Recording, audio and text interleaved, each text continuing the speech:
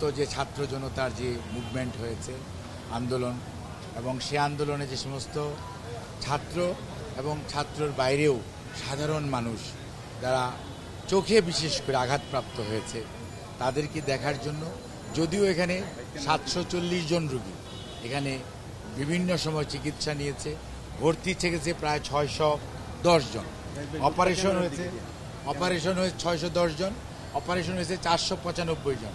আজকেও একজনের আমাদের সামনেই অপারেশন করে নিয়ে আসছে এবং এই মুহূর্তেও প্রায় 50-52 জন রোগী এই মুহূর্তেও ভর্তি আছে চোখে আঘাত নিয়ে। কারো এক চোখ এর মধ্যে গুলি লেগেছে, কারো 2 চোখে গুলি লেগেছে, কেউ চোখে কিছুই দেখতে পাচ্ছে না। এই চোখের যে চিকিৎসা এটা কিন্তু সকল মেডিকেল কলেজ বা সকল হাসপাতালে দেওয়া সম্ভব না। এই ন্যাশনাল ইনস্টিটিউট অফ অপথলমোলজি এটা চোখের চিকিৎসার জন্য অত্যন্ত বিশেষায়িত একটি হাসপাতাল এবং এখানের চিকিৎসক, নার্স এবং অন্যান্য কর্মকর্তা যারা আছেন তারা সবাই মিলে যে চিকিৎসার ব্যবস্থা করেছে এবং রোগীদের সাথে কথা বলেছি, অনেকের চিকিৎসা আগামী 6 থেকে 12 সপ্তাহ পর্যন্ত চলবে। কেউ হয়তো ভীষণ কখনোই আর ফেরত পাবে না এরকমও হওয়ার সম্ভাবনা আছে।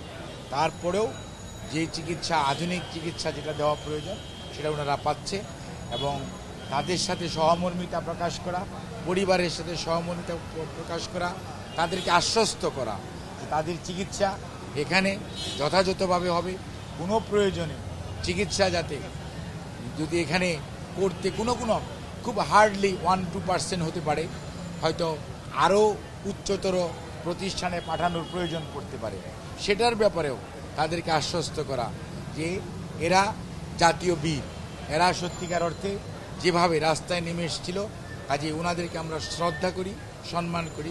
চিকিৎসার ব্যাপারে সরকার যেটি করবে, এর বাইরেও বাংলাদেশ জাতীয়তাবাদী দল তার নিজস্ব উদ্যোগে আমাদের দলের চেয়ারম্যান, ভারপ্রাপ্ত চেয়ারম্যান জনাব তারেক রহমান, ওনার সুনির্দিষ্ট নির্দেশনায় বেগম খালেদা যে উনি অসুস্থ, তারপরে আমি আজকে আসার সময় ওনাকে বললাম, যখন উনি বললো যে যাও এবং চিকিৎসার ব্যাপারে আমাদের যা করণীয় আমাদের সামর্থ্য অনুযায়ী আমাদের দল সে অনুযায়ী তাদেরকে সহযোগিতা করবে।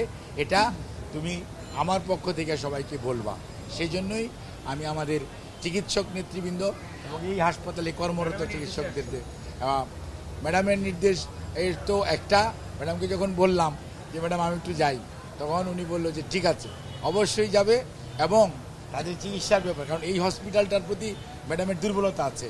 এই হসপিটালের ভিত্তিপ্রস্তর স্থাপন করেছিলেন প্রধানমন্ত্রী বেগম খালেদা জিয়া, কাজেই এই প্রতিষ্ঠানের ব্যাপারে ওনার সম্মান আছে, রেসপেক্ট আছে, উনি এই প্রতিষ্ঠানের কি কাজ হয় উনি জানেন, সেজন্যই এলো সুপারস্টার আইসেফ, জার্মানির বিশ্বখ্যাত TUV সার্টিফাইড দেশের একমাত্র LED লাইট। অ্যাকচুয়ালি এটা আমরা দীর্ঘ সময় বলেছি, আমাদের দলের মহাসচিব ওই দিন বলেছেন এটি একটি প্রক্রিয়ার মধ্যে আছে।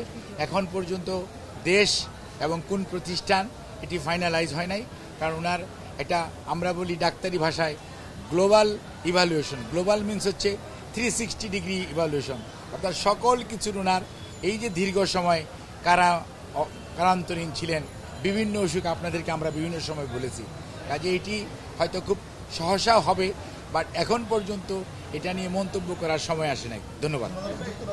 এটি মাননীয় মহাসচিব যেটি বলেছেন, আমি একজন চিকিৎসক, মনে রাখতে হবে আমি রাজনীতির সাথে সম্পৃক্ত, কিন্তু সর্বোপরি আমার দিন শেষে আমি একজন চিকিৎসক।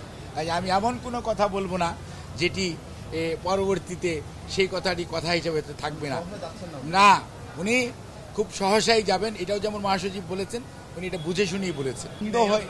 এই মুহূর্তে প্রায় 11 জন আছে যারা 2 চোখে দেখে না, কিন্তু তারা অন্ধ হয়ে গেছে কথাটি আমরা বলবো না, কারণ গুলি লেগেছে, ফুলেছে, কাজে ইনজুর্ড হয়েছে। এটা ইডিমা কমলে কিছু পারসেপশন আসবে, আপনার আমার মতো দেখবে না, কিন্তু হয়তো বাথরুমে যাওয়া, ডে টু ডে গোসল করা, এগুলো হয়তো কিছু করতে পারবে।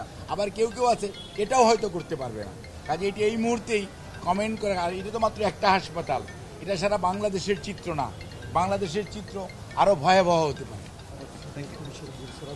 আর গুলিগুলো আপনি দেখবেন, আমরা জানতাম যে গুলি মানুষ হাঁটুর নিচে করে, যাদের হাতে অস্ত্র ছিল অর্থাৎ আইন শৃঙ্খলা রক্ষাকারী বাহিনী, আবু সাইদকে যেমন দেখেছেন ঠিক একইভাবে ইনারা মানুষকে মাথায় গুলি না করলে মানুষকে কি, আর এক একজনের শরীরে 50 থেকে শুরু করে 450 পর্যন্ত প্লেট খালি মাথায়, তাহলে আপনি বুঝতে পারেন কতটুকু প্রতিহিংসা পরায়ণ হয়ে এই আইন শৃঙ্খলা রক্ষাকারী বাহিনীর কতিপয় সদস্য গুলি করে দেন। তারাই গুলিটা কিন্তু হাঁটুর নিচেও করতে পারতো, কিন্তু তাদের মধ্যে প্রফেশনালিজম কাজ করে নাই। ধন্যবাদ।